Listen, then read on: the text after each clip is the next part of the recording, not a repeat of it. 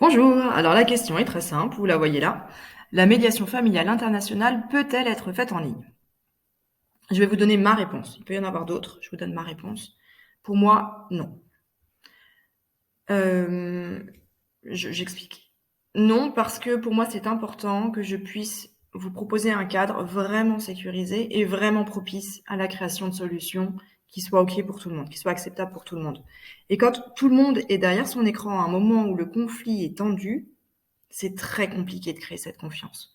On ne sait pas ce qui se passe, on ne sait pas si on va pas être interrompu parce qu'il y a le chien qui vient, il y a le voisin qui sonne, ou même on ne sait pas s'il n'y a pas quelqu'un qui est en train d'enregistrer sur le côté. Donc c'est très compliqué d'être en confiance. Et en plus, les choses ne passent pas pareil.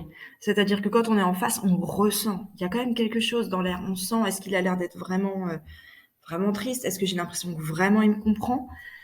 On le sent beaucoup moins en ligne parce qu'il faut regarder la caméra, mais en même temps regarder les visages sur les écrans. On ne peut pas être partout à la fois. C'est vraiment pas idéal. Je peux quand même le proposer si vraiment il n'y a pas d'autre solution. C'est-à-dire qu'on a une médiation entre Shanghai et Paris et on sait que si on ne se voit pas en ligne, on n'arrivera pas à se voir du tout. C'est mieux que rien du tout, donc oui, là je propose. On peut proposer aussi si ces situations de confinement, on n'a pas le droit de sortir, on ne peut pas faire autrement, alors ok.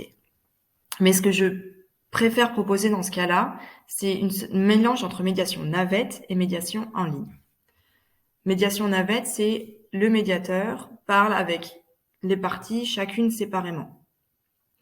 Et ensuite explique à l'autre partie ce qui a pu être dit et fait avancer les choses comme ça.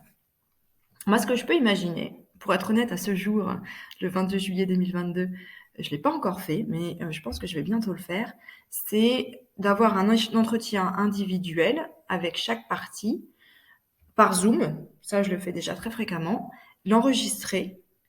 Donc, on fait simplement enregistrer sur la fonction Zoom et pouvoir ensuite la transmettre à l'autre partie.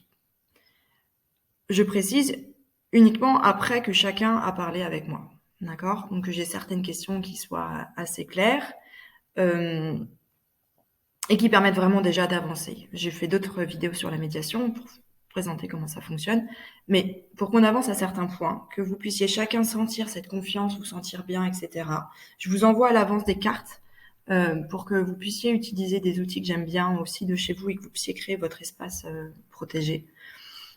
Et j'envoie, avec votre accord, la vidéo de notre échange à l'autre partie une fois qu'elle-même a eu cet échange avec moi.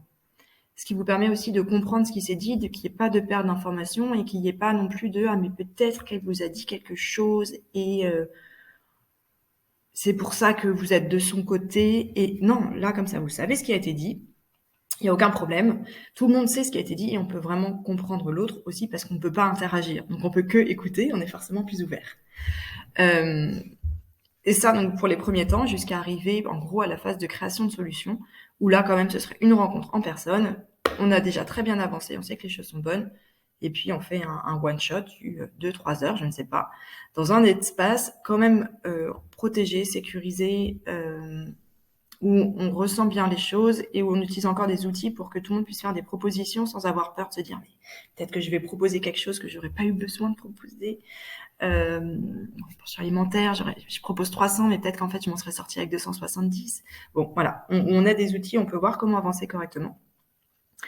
Et pour qu'on puisse avancer facilement, en trouvant une date facilement, en médiation navette, et puis ensuite on trouve la date finale pour la rencontre. Voilà, donc pas de médiation internationale purement en ligne, 100%, tous en personne. Mais il y a plein de solutions. Appelez-moi.